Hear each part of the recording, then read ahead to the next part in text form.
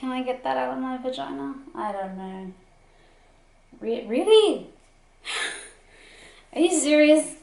Hi everybody, welcome to another video, and today I am 40 weeks pregnant and 40 weeks and 2 days pregnant. So a slightly different angle this week. You can see more of the crap on my desk because I'm on a gimbal bouncing away. Do bear with me, I've got quite a lot to get through in this pregnancy update, so I do apologise if it feels a bit on the long side. Before I get started, I have it on very good authority that if you want to contribute and buy us a gift from our registry wish list, Amazon actually does not disclose our address. So if you wanted to do that, there's a link in the description. All the items would be shipped from the UK, so even if you're purchasing internationally, you won't be paying for international shipping because everything will come from the UK. So it's a good way to get around those costs if that is something that you want to do. I'll just talk quickly about symptoms. Heartburn's kind of back. It's a bit more intermittent though. It doesn't come every day and it doesn't happen after every meal anymore. So I've been able to sort of scale back taking things like Rennie.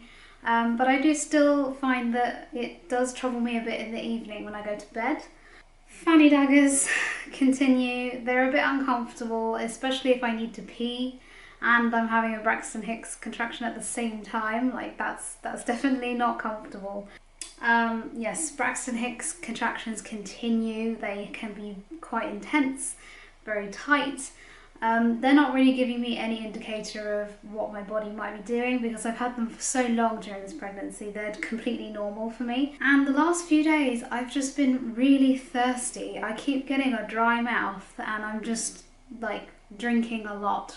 So yeah, I mean, I'll mention it to my midwife if I see her again before I go into labour, but I don't think it's really anything to worry about. So I had a midwife appointment on Tuesday and everything went really well. She says that she thinks that he is 4/5 engaged. So for anyone who's not familiar with that, basically he's just about coming into my pelvis, just a bit.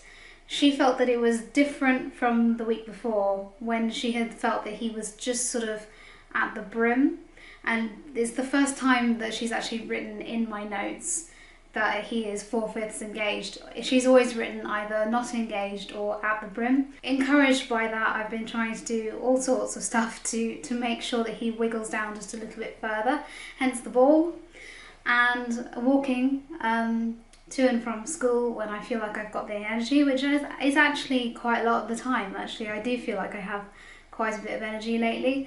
My iron levels last week were checked with a blood test. They came back fine. They're actually still fairly high for a pregnant person, so obviously my fatigue is not nutritional.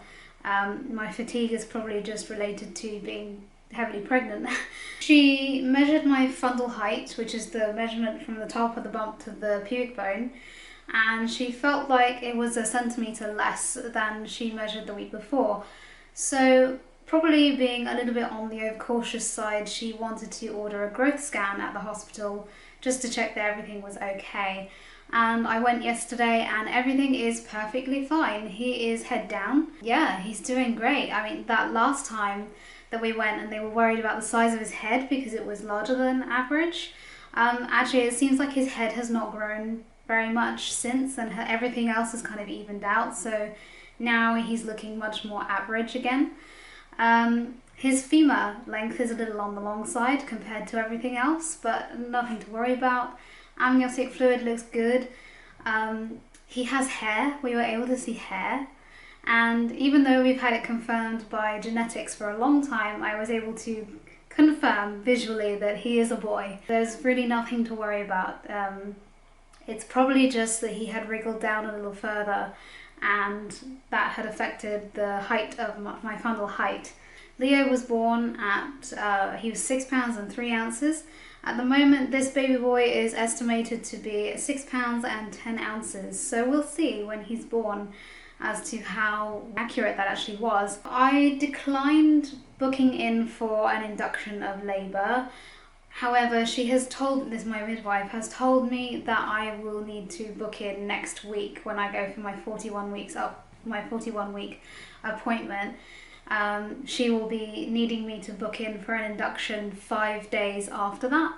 I'm not too thrilled about the idea of an induction. I mean, I don't know why expectant management is not being talked about, which is where you just monitor things as things get closer to 42 weeks and beyond. If I wanted to, I could have a sweep at 40 weeks, but I said no thanks. She said she'd offer one at 41 weeks as well, but again, it's up to me. I don't really feel like I want any sweeps. I mean, to be honest, like, I don't want anyone up in my business, if you know what I mean. As long as everything's good and healthy, you know, you should let nature take its course, and I'm happy to wait. The day before that, on Monday, I actually had an appointment with a consultant midwife. So a consultant midwife is kind of like, she is a sort of like a leader of other midwives, and she can mediate between the patient, me, and like the teams working in the hospital. That appointment went really well. It was really positive. I took my doula, Charlotte. I felt listened to, I felt supported. At no point did I feel like any of the requests that I was making were completely unreasonable and irrational. The whole appointment lasted probably about an hour and a half, and we were seen very quickly. And I got to see the labour ward and then the low risk ward as well, so to see the differences between them and just to understand like the limitations of each room. One of the things that I had specified is that perhaps I'd like to be on the low risk ward rather than the labour ward, but at the moment it seems like that is difficult to negotiate. The consultant midwife came back to me yesterday and explained that some of the team don't feel particularly confident monitoring a VBAC lady on the low risk ward because they've not done it much before, and they don't have a lot of experience monitoring VBAC ladies with intermittent monitoring where they use a handheld Doppler to detect the baby's heartbeat. What they would prefer me to do is to be on the labour ward with continual electronic monitoring. So that's the belts on your bump and they get a trace on the heartbeat, and they would want me to wear them all the time. The difficulty with this is that there's very little evidence to suggest that electronic fetal monitoring actually improves outcomes. It's dubious. The data can be misinterpreted, and sometimes patterns of what look like fetal distress are actually fine, and the baby is delivered fine, and then the mum has an unnecessary C-section and she has to recover from that. They do have a remote unit, so something that can do it without wires, but they have only one that is fully operational at the moment. They have two in total, and one of them is kind of on the blink. So if one is in use, I could ask to swap that one if it's not being used in telemetry mode, which is where they can take the wires off, and you know, they could swap it out for a different one if the mother using it was not using it for the telemetry, if you see what I mean. With the telemetry machine, I could use a birth pool. They don't have any issues with me using a birth pool during labour. They just wouldn't want me to deliver in the water because they want to be able to get access to the baby very quickly to assess his condition and see how he is.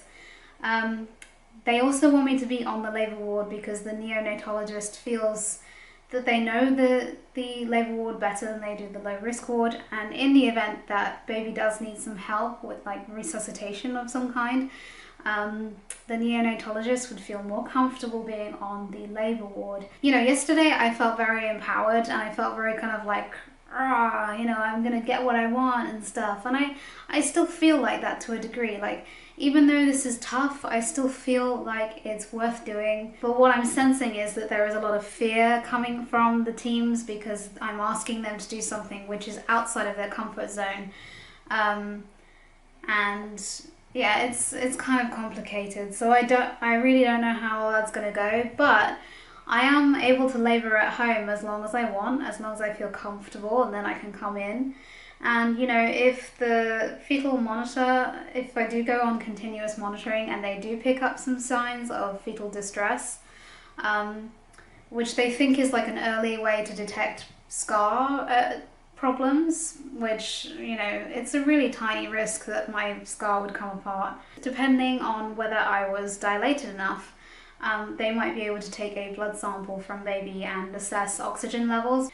If the baby's oxygen levels are low, then they're distressing, but if they're fine, then it gives them more data to look at and more reassurance that baby's actually okay. With regards to gentle cesarean as a cesarean plan, the consultant was not confident that he could do it because he'd never done one before, and he was not aware of anybody in the hospital who had. So as far as I'm concerned, you know, I kind of came back with, well, wouldn't this be a very good opportunity to explore a new way of doing things, a different way of doing things? Now, obviously, if it was a true medical emergency and there was a real sense of urgency surrounding it, you know, yes, obviously a straightforward, normal cesarean section would have to happen.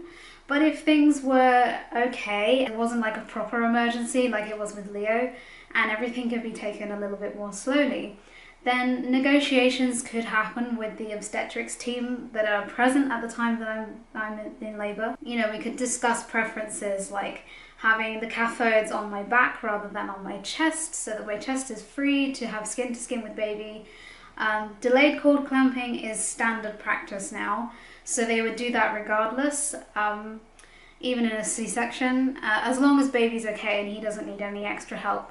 There's a possibility that the screen could be lowered between me and baby, like as the baby is emerging from the incision. They make the incision, they kind of get the baby out, and then they stimulate the uterus with hormones to get it to contract, and that kind of squeezes the baby out more like a normal delivery would. You know, the doctor should learn a new trick. You know, he should be willing to learn something new, and then that would set an example for women who come after me. More women are asking for this procedure, and it's not out of the realms of possibility. It's just a few things that are slightly different to a normal cesarean. I have absolutely no signs of labour coming on at all. I've got clary sage essential oil, I've taken a couple of baths with it, I've got John to massage my back with it a few times. I've eaten a pineapple in order to help my cervix ripen. I'm considering using evening primrose oil capsules because I actually have some of those, so I might just use them. Raspberry leaf tea, yes, you know, bouncing on the ball.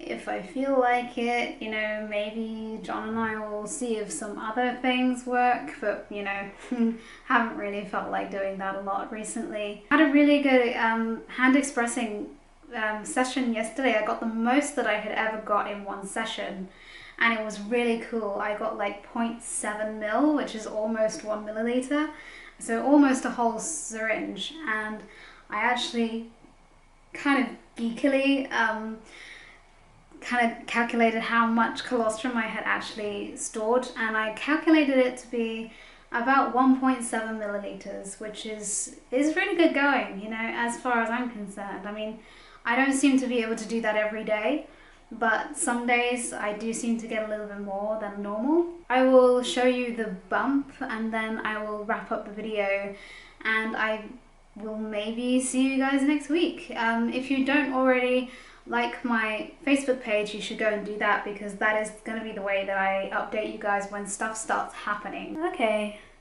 so here we are at 40 weeks and 2 days. I'm quite low, like I get like feelings of pressure sometimes, quite low down.